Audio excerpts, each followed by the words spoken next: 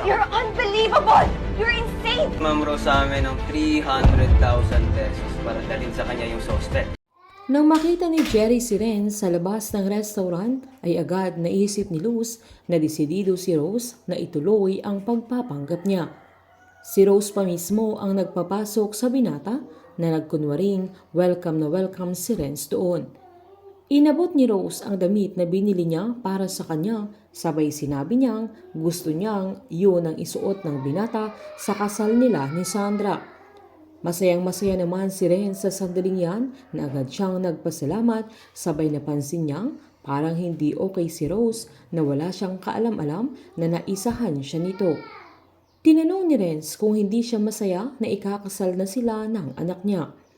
Agad namang sinabi ni Rose na masaya siya para sa kanila at masaya siyang okay na ang lahat na matutuloy na ang kasal nila, sabay giniit niyang noong namatay si Mario ay bumalik yung Renz na sabik sa pagmamahal, pag-aaruga at pag-aalaga na agad naalala ng binata noong nasa Switzerland sila na niligtas siya ni Rose nung balak niyang magpakamatay. Giniit pa ni Rose na bumalik yung Renz na kailangan niya ng makakapitan, yung Renz na nakasama niya noon sa Switzerland at yung Renz na minahal niya, sabay tumulo ang mga luha niya kaya paniwalang paniwala ang binata.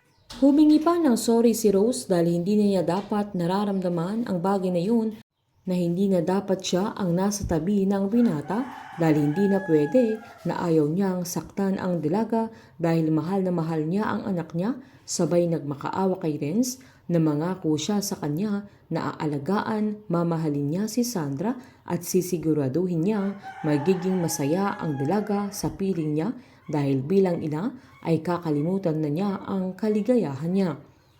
Agad namang tinanong ni Renz kung anong ibig sabihin ni Rose, na agad namang sinabi ni Rose na maling-mali dahil may nararamdaman pa siya para sa binata pero ayaw niyang makasira ng ibang tao kaya mas mabuting lumayo muna siya. Agad siyang pinigilan ni Renz at hiniling na wag siyang umalis at wag siyang iiwan ni Rose. Giniit pa niyang hindi solusyon ang paglayo ni Rose pero sinabi nitong yun lang ang paraan. Dahil sa sinabi ni Rose ay agad sinabi ni Renz na kung talagang gusto niyang umalis ay sasama siya sa kanya at iiwan nila lahat, pero sinabi ni Rose na paano ang anak niya kapag nagtanan sila dahil mahal na mahal siya ng dalaga, sabay tinanong kung bakit niya papakasalan ang dalaga kung siya pa rin ang mahal niya. Pinaliwanag naman ni Renz na minahal niya si Sandra pero mula noon ay mas mahal niya si Rose.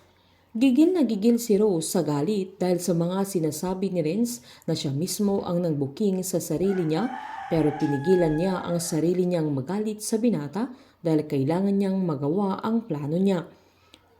Agad tinanong ni Rose si Renz kung handa siyang hiwalayan si Sandra na agad namang sinabi ni Renz na handa siyang hiwalayan para sa kanya kaya mas naging malinaw na kay Rose na ginagamit lang talaga ni Renz ang anak niya para makuha siya ulit.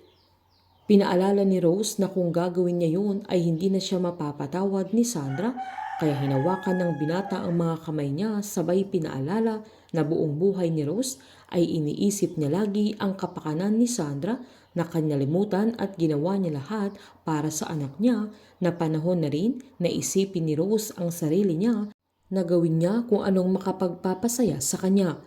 Niyakapan ni Rose si Renz para mas maniwala ang binata na totoo ang mga sinasabi niya sa kanya at ang alam ni Renz ay yun na ang umpisa ng bagong buhay nila ni Rose na magkasama pero umpisa ng pagdurusa niya dahil sa pagiging stalker niya kay Rose at panggagamit kay Sandra.